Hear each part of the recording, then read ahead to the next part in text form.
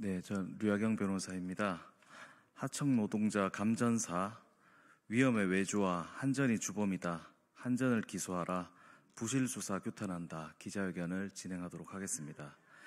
2021년 벌써 3년 전 11월에 한전 하청 노동자 김다운 노동자가 전신주에서 고압 전류가 흐르는 전선을 만지는 공사를 하다가 감전이 돼서 화염에 휩싸인 채 전신주에 매달려서 그 자리에서 사망하게 되었습니다. 안전관리 책임도 한전에 있고 매뉴얼, 시스템, 장비 모두 한전이 가지고 있었던 공사였습니다. 그런데 한전은 사고가 일어나자마자 발주자 자신들은 발주자다라고 했습니다. 왜냐하면 산안법상 발주자는 책임이 없기 때문입니다. 그런데 실질을 들여다보면 거의 자기 직원인 것처럼 하청 노동자들을 사용을 했습니다. 그런데 도급인도 아닌 발주자라니 이게 법리적으로 전혀 타당하지 않다라고 고소를 했고, 당시에 경찰이랑 노동청 둘 다 한전이 최소한 도급인이다. 그러니까 산안법과 형법상 치사죄의 책임은 한전에게 있다. 이렇게 기소 의견으로 유죄 선고를 내려달라라는 취지로 검사에게 송치를 했는데, 검사가 사건을 1년 정도 가지고 있다가 인사이동 이후에 새로운 검사가 졸속으로 불기소 처분했던 사건이 있었습니다. 그런데 저희가 민사소송 진행하면서 새로운 증거들을 다량 확보했고, 국회를 통해서도 새로운 증거들이 많이 나왔습니다. 이 새로운 증거라 함은 한전이 이 사건 공사를 총괄 지휘 감독했다라는 증거들입니다. 왜냐하면 고인이 돌아가시기 1년 전까지만 해도 이 사건 공사는 한전이 수십 년 동안 했던 공사였습니다. 그런데 한전 직원이 추락사를 하자 이 위험한 업무다, 외주화하자, 즉 위험의 외주화를 했던 거죠. 그러니까 위험의 외주화 이후 10개월 만에 이런 사고가 일어났던 겁니다. 여하간 이러한 새로운 증거들을 가지고 지난해 5월에 수원 남부경찰서에 재고소를 하게 되었는데, 수원 남부경찰서가 8개월 동안 아무런 수사도 하지 않았습니다. 피고소인 조사를 단 한 명도 하지 않았다고 합니다. 그리고 산안법은 원래 접수하자마자 노동청으로 이송을 해야 되는데 본인들이 수사를 하겠다라고 고집을 부리면서 계속 가지고 있었습니다. 그러다가 지난주에야 노동청에 올렸습니다. 근로감독관도 황당하다는 입장입니다. 이 수원 남부경찰서에 항의하기 위해서 유가족들이 경찰서를 찾아갔는데, 당신 죽은 걸 왜 여기 와서 이야기하냐, 나가라, 잡상인 취급하듯이 경찰관이 내쫓았습니다. 이런 일이 일어난 것은 위험의 외주화 때문이고, 이 정권 들어서 수사기관이 보수화된 그런 경향 때문이라고 저희는 보고 있습니다.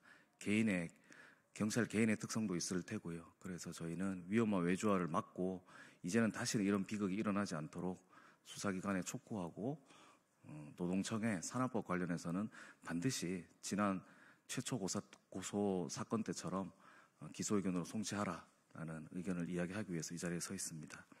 네.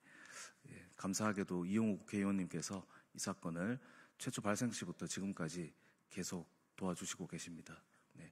먼저 이용우 의원님 말씀 좀 들어보도록 하겠습니다.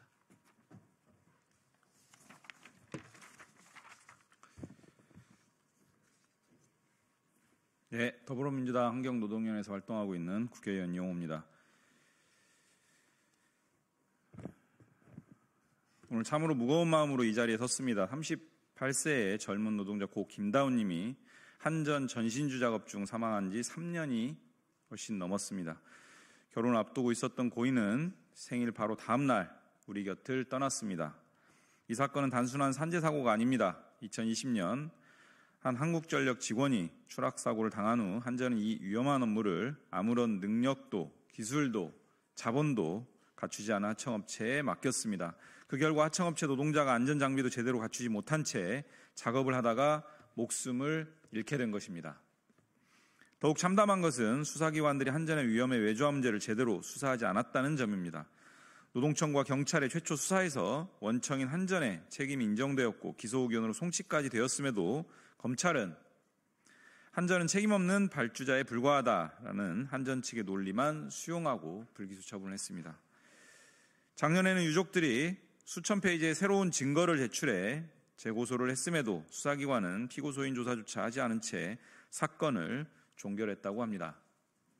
심지어 유족들이 불송치 이유를 묻고자 경찰서를 방문하자 수사관은 모욕적 언행까지 서슴지 않았다고 합니다. 국회의원으로서 그리고 환경노동위원회 위원으로서 분명하게 말씀드립니다. 노동자의 생명과 안전은 거래의 대상이 아닙니다. 부실 수사의 대상이 되어서는 더더욱 안 됩니다. 오늘 이 자리를 통해 수사가 똑바로 진행되고 책임자 처벌이 이루어질 수 있기를 희망합니다. 국회도 유족의 목소리에 더욱 귀 기울이고 위험의 애주화가 재발되지 않도록 입법적 조치에 최선을 다하겠습니다.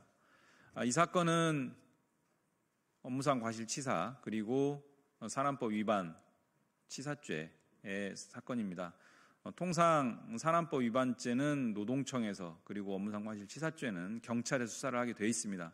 경찰의 두 가지 사건이 동시에 고소가 이루어졌다면 경찰은 즉시 산안법 위반죄는 노동청으로 송치를 이관을 해서 사건이 신속하게 처리될 수 있도록 했어야 합니다.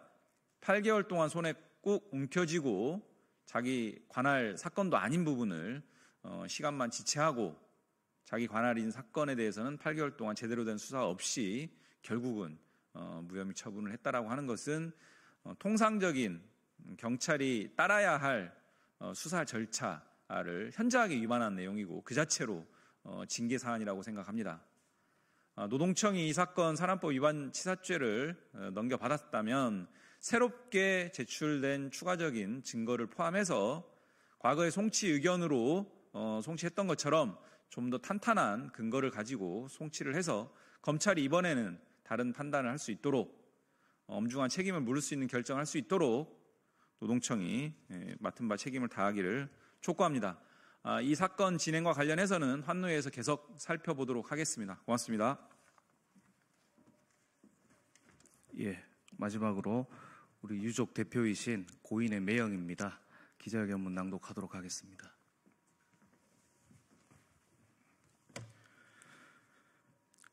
(2021년 11월) 고 김다운 노동자가 38세에 세상을 떠났습니다. 그날은 제 동생이자 하나밖에 없는 처남의 생일날이었습니다. 다가오는 봄에는 결혼을 하기로 되어 있었습니다. 한국전력공사 관리 범위 내에서 고압전류가 흐르는 전신주 작업 중 감전 사망 사건입니다. 원청인 한국전력과 하청업체는 법률로 정해놓은 어떤 안전장비도 챙겨주지 않았습니다. 해당 업무는 이 사건 불과 10개월 전까지 수십 년 동안 한전이 하던 일이었습니다. 당연히 업무 절차, 내용, 장비, 시스템, 감리 모두 한전 몫일 수밖에 없는 일이었고 실제로 외주화 이후에도 그랬습니다. 하청은 아무 능력도 기술도 자본도 없었습니다. 한전이 시키는 대로만 했습니다. 한전 직원이 이 작업 중 추락사한 후 한전이 해당 업무를 전면 외주화했습니다. 위험의 외주화입니다. 그래서 하청업체 소속으로 누구의 보호도 없이 해당 작업을 하다가 고인이 세상을 떠나게 되었습니다. 사건 이후 원청인 한전이 뱉은 첫 말은 자기가 발주처에 불과하다는 것입니다. 산업안전보건법상 건설공사 발주자는 산재 사망에 법적 책임이 없다는 점을 노린 말입니다.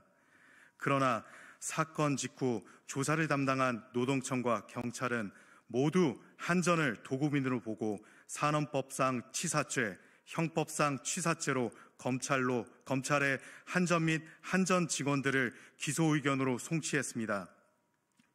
한전이 주범이 맞다는 수사 결과였습니다. 그런데 담당 검사는 1년이나 사건을 가지고 있다가 인사이동으로 가버리고 새로운 검사는 사건 파악도 안 되어 있으면서 부임 2달 만에 수사 결과를 뒤집고 한전은 전격 불기소 처분했습니다. 결국 하청업체 및 하청업체 관리자들은 유죄가 확정되었지만 주범인 한전은 달아나게 되었습니다.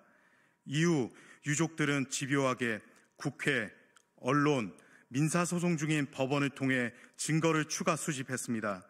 누가 봐도 한전이 해당 작업을 총괄한 책임이 있는 도구민으로밖에 볼 수 없는 내부 자료들이 넘쳐났습니다.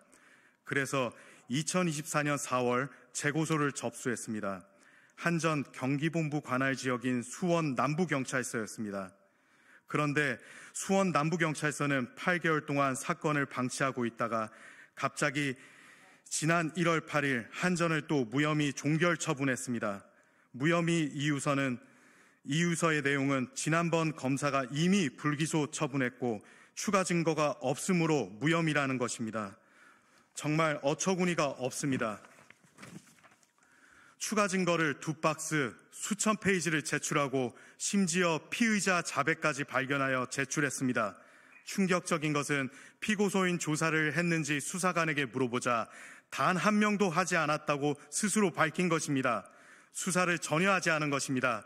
그리고 산업법 부분은 경찰의 수사 권한이 없으므로 노동청으로 바로 이첩을 해야 하는데도 계속 가지고 있다가 지난주에야 노동청에 보냈다는 점입니다.